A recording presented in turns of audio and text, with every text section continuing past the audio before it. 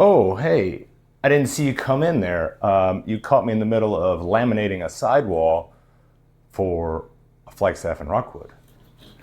Just kidding, this has nothing to do with laminating a sidewall. It was just sitting in my office from a project my wife was doing.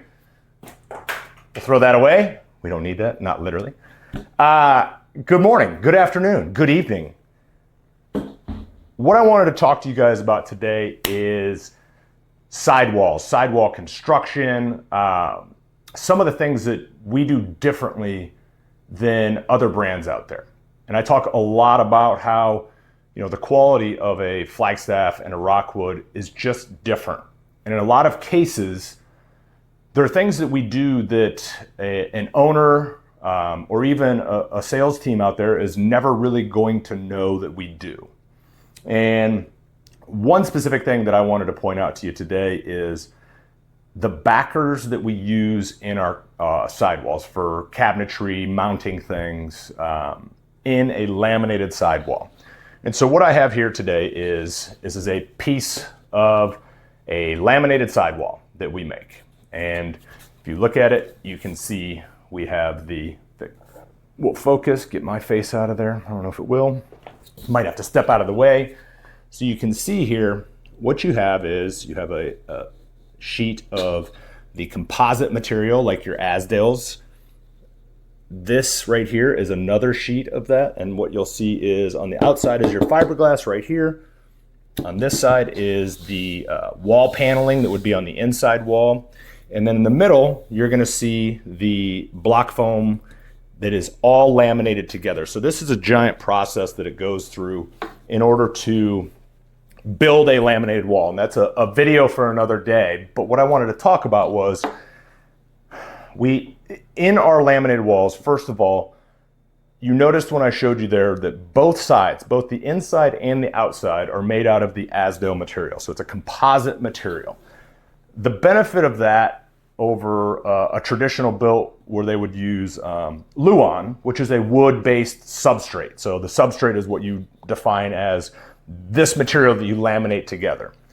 Historically, Luan was the way that you would laminate a sidewall. It had great rigidity, which meant it would hold up over time and keep those walls straight.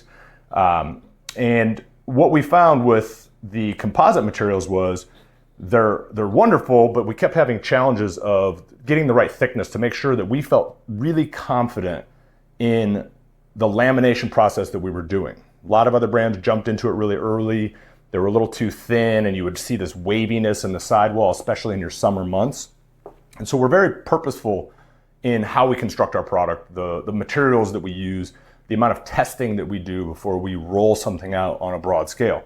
And what we found was we had to go to a thicker layer on the outside in order to keep that same rigidity profile that you get from using a wood substrate like Luan. So today we are building all of our sidewalls with the composite sidewalls, the thicker outer layer on that, and both the inside and the outside layers are done with that composite Asdale. A lot of manufacturers will do one side only, and then the other side will be the Asdale, and the problem is that you'll get two different types of cure when you bond these together, and it's not a stronger way to do it. So we make sure that we do both sides. The benefit really that you're gonna find is, yes, it's a composite material. You don't have to worry about rotting or wood. It reduces opportunities for delamination. And one of the bigger ones, in my opinion, though, is that they have a stronger sound deadening profile. So by sound deadening, I mean if you're in a loud campground or anything like that, when you're inside, you're not gonna hear as much noise through this wall as you will traditional built Luan wall. So those are the benefits of that. And I just wanted to show you that wall sample. But again, today we're talking about backers. And a backer, what you have to think about is if you have a sidewall, this is a sidewall behind me, imagine, and you have cabinets that are going into that sidewall. You have to have something in that sidewall as a backer for your screws to secure into.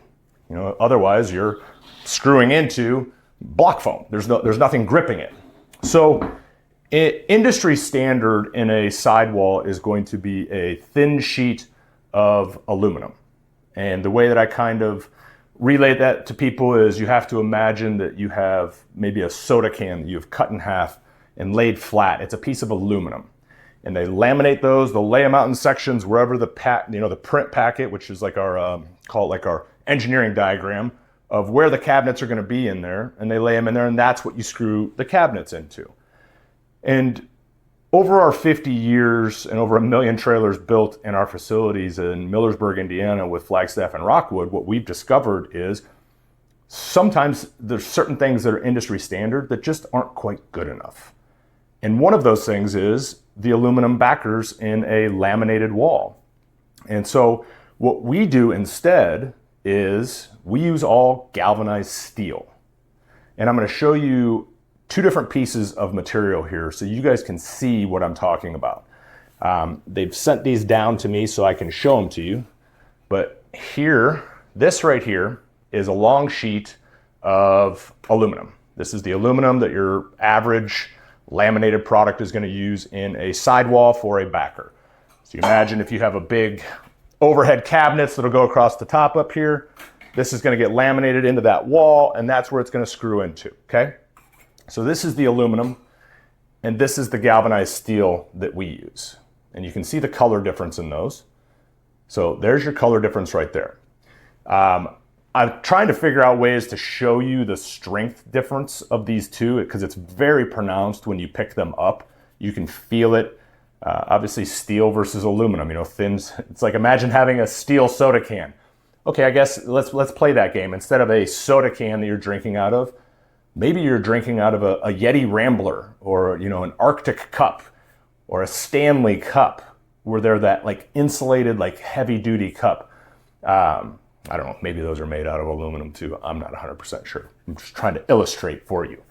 But one thing I did want to show you is, so again, these are both sheets here. You can see as I'm holding them, they're equal on the other side. You can see how much this aluminum dips down in there versus this galvanized steel. And these are really long strips. I think I would have preferred to be able to show you shorter versions of these so I could hold them a little better. But when I picked them up, I noticed, again, they're right at the same place on this end down here, and my hand is in the same place. You can see, and this weighs more, by the way, and you can see how rigid that is. This is just a quick example showing you how sturdy this is, okay? You can see, again, they're basically right next to each other. You can see that. Look at the difference in that. So that's what I'm talking about when I say there's a lot of things that we do differently that as an owner, as a consumer, you're most likely never going to see that we do. I don't know if you can actually even tell if I point it up there, but and then here's your aluminum. I'm going to take this and just push down. Not that hard, not shaking, automatically bends. This one, need to work on my grip strength. It takes a hell of a lot more effort to bend that in the same way. So this material that we're using, I take 2 hands to bend that back, can take 1 hand, just pop it up like that, like it didn't take any effort whatsoever. So I'm trying to illustrate for you so you can see what the difference is in these materials here, because there is a difference in quality when you're shopping for different products out there. And a lot of times you don't know what you don't know, and you don't know what you can't see. And we also know that, listen, these are built to go on the road. We want them to last a long time. You're gonna take it places that are gonna have bumpy roads. Maybe you're going off grid, you're going out into the desert, you're going out of the mountains. Maybe you're taking that trip to Alaska and those roads are atrocious. So if you're putting things in your cabinets and you've got stuff in your overhead cabinets especially, we know it's going to take abuse. It's going to bounce up and down. We don't want you to drive 1,200 miles and get to your dream destination in Alaska for the summer, yet when you go into the back after that last leg that you drove, your overhead cabinets are hanging off the side or they've fallen completely out, or a bunk has ripped out of a sidewall, things like that. It happens all the time because the backers that are used as industry standard are not strong enough to last a long time. And so we overbuild with galvanized steel. This is another thing that you as an owner are never going to know that we're doing. All you're going to know is that everything just holds up much better for much longer in a Flagstaff and a Rockwood. So this is a great illustration. I wanted you to be able to see it. I also wanted to explain to you a little bit about the sidewalls. It makes a difference, guys. It makes a very, very big difference in the longevity. You know, the average manufacturer out there is worried about the first 12 months of you owning it. They need it to last just long enough for it to get out of that warranty, right? Then it's your problem. Our goal is we want this thing to last long enough for your kids, your cousin, your brother, whoever wants to buy it from you 5 years from now because you want to buy another Flagstaff or Rockwood, that this is still going to give them a really good experience.